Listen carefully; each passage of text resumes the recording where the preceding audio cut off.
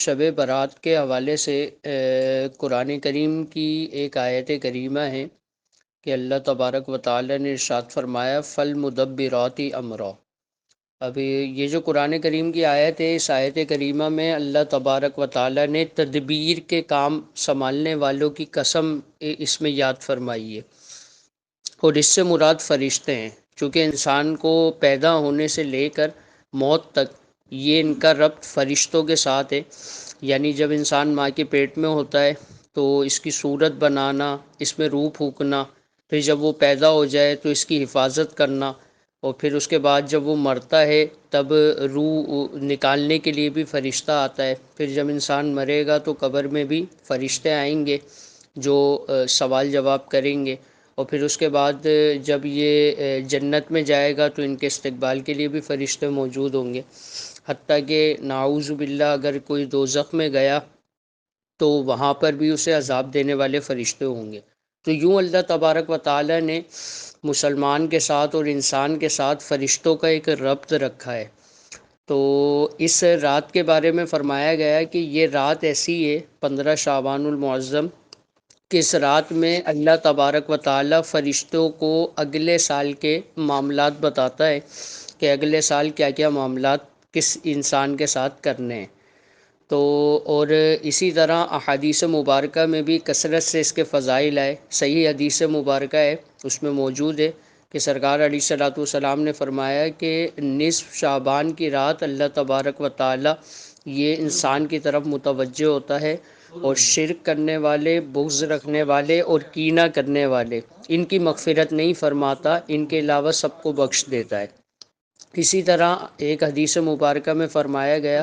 کہ اللہ تبارک و تعالی اس رات بنو کلب کی بکریوں کے بالوں کے برابر لوگوں کی مغفرت فرماتا ہے۔ اب رہا سوال اس رات عبادت کرنا، تو کوئی ایسی رات نہیں ہے کہ جس رات عبادت کرنے کو منع کیا گیا ہو، یعنی ہر رات ہی اللہ تبارک و تعالی کی عبادت کی جائے، اور ہرگز مسلمان کا مقصد یہ نہیں ہوتا کہ وہ 15 شعبان المعظم کو عبادت کرے تو وہ 16 یا 15 یا 14 کو منع کرے کہ اس رات عبادت نہیں کی جا سکتی۔ یہودی اور نصرانیوں نے اپنی عبادتیں بنا لی تھیں، یہاں پر جو عبادتیں کی جا رہی ہیں وہ خود عبادتیں نہیں بنائیں بلکہ نوافل پڑھے گئے۔ اسی طرح سورہ یاسین کی تلاوت ہوتی ہے، صلاۃ و تسبیح کی نماز پڑھی جاتی ہے، تو یہ ساری کی ساری عبادتیں جو ہیں یہ ثابت ہیں، یعنی شریعت میں یہ ساری عبادتیں ثابت ہیں۔ لیکن یہودیوں اور نصرانیوں نے جو غلطیاں کی تھی وہ یہ کی تھی کہ اپنی عبادت بنا لی تھی۔ جو یہ اعتراض کر رہا ہے اس سے سوال کرنا چاہیے کہ حضرت آپ یہ بات کیسے منع کر سکتے ہیں کہ مثال کے طور پہ 15 شعبان کا یا 14 شعبان کا اگر کوئی روزہ رکھتا ہے تو وہ غلط کرتا ہے، کیونکہ روزہ رکھنا تو عین عبادت ہے۔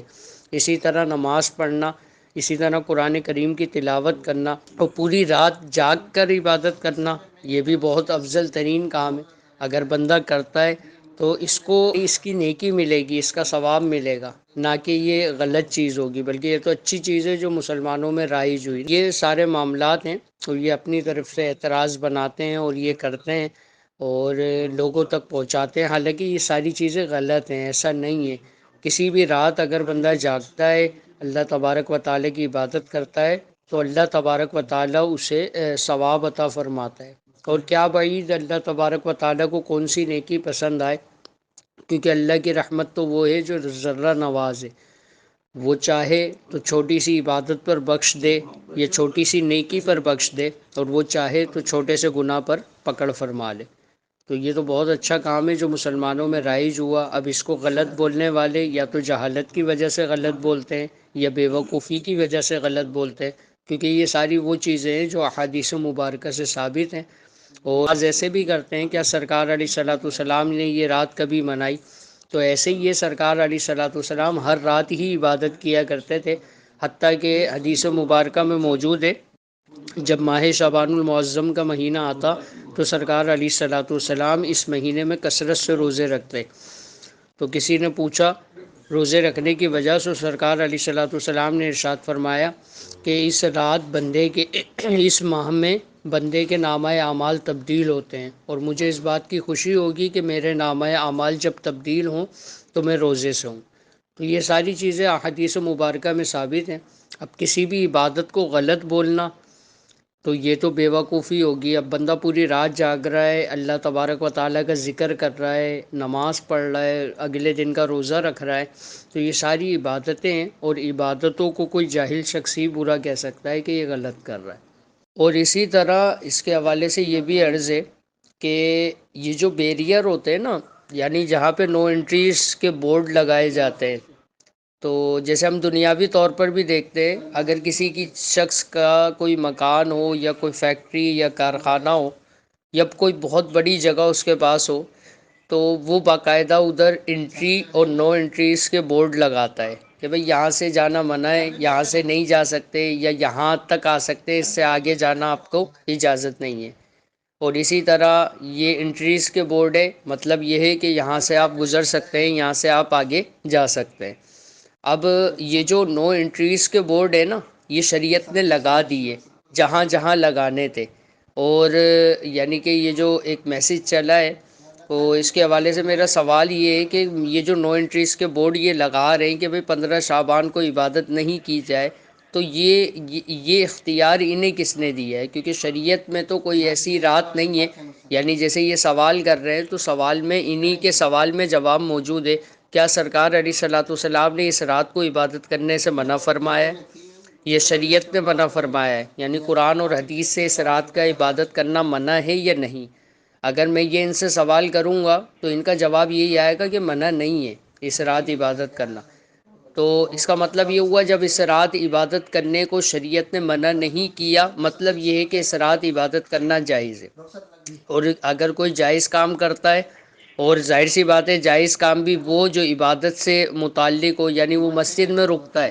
مسجد میں رکنا، پوری رات اعتکاف کرنا، پوری رات جاگنا، پھر اس کے بعد نمازوں کا نوافل کا ایک اہتمام کرنا، پھر اس کے بعد سورہ یاسین کی تلاوت کا سننا، پھر اگلے دن کا روزہ رکھنا، یہ سارے وہ کام ہیں کہ جو اللہ تبارک و تعالیٰ نے جس کا حکم دیا۔ اسی طرح سرکار علیہ الصلوۃ والسلام نے اس کی ترغیبات دلائی، جیسے سرکار علیہ الصلوۃ والسلام ہر پیر شریف کا روزہ رکھا کرتے تھے۔ اور روزہ کیوں رکھتے تھے کہ سرکار علیہ الصلوۃ والسلام سے کسی نے پوچھا کہ آپ اس دن کا روزہ کیوں رکھتے ہیں، تو آپ نے ارشاد فرمایا کہ میں اسی دن پیدا کیا گیا،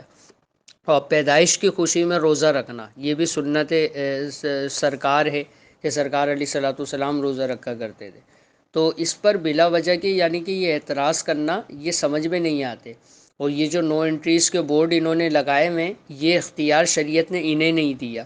کہ بھئی یہ جہاں چاہیں مطلب جانے کی اجازت دے دیں، جہاں چاہیں وہاں جانے سے روک دیں۔ جیسے مثال کے طور پہ حلال اور حرام کے بارے میں قرآن کریم کی آیت ہے، حرمت علیکم امہاتکم و بناتکم و اخواتکم، یہ پوری آیت کریمہ ہے،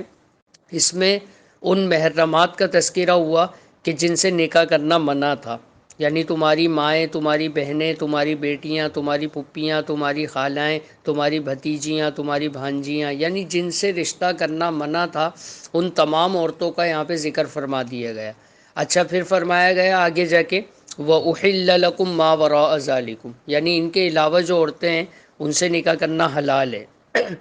تو اس سے پتہ لگا کہ حلال جو ہے نا اس میں وسعت بہت زیادہ ہوتی ہے۔ آپ نے بھی دیکھا ہوگا کہ اگر کوئی بہت بڑی جگہ ہوتی ہے تو وہاں پہ انٹریز کے بورڈ آپ کو نظر نہیں آئیں گے، لیکن نو انٹریز کے بورڈ نظر آئیں گے۔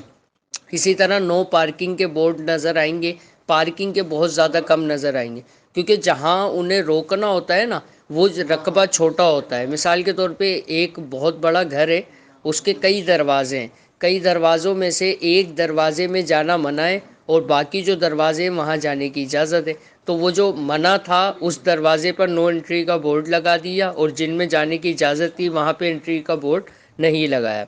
اور اسی طرح ہماری شریعت نے وہ تمام چیزیں بیان فرما دی کہ جس کی طرف جانا منع تھا اور جو کام کرنا منع تھا۔ اب اگر کوئی بولتا ہے کہ یہ کام کرنا منع ہے تو الٹا یعنی وہ ہم سے دلیل نہیں مانگے گا، ہم اس سے دلیل مانگیں گے کہ آپ اس چیز کا ثبوت دیں کہ اس چیز کا منع کہاں کیا گیا ہے۔ اگر بالفرض وہ اس چیز کو ثابت نہ کر سکے کہ بھئی منع نہیں کیا گیا، اس چیز کو ثابت نہیں کر پا رہا، تو اسے ہماری یہ بات تسلیم کرنی پڑے گی۔ صحیح ہے، یعنی تمام حرام محرمات یا حرام کردہ چیزیں جو تھیں وہ شریعت نے بیان کر دی۔ اب کوئی اپنی طرف سے آ کے بولتا ہے کہ بھئی اس رات عبادت نہیں کرو تو ہم اس سے دلیل پوچھیں گے، کیونکہ شریعت نے اس رات کو عبادت کرنے کا منع نہیں کیا۔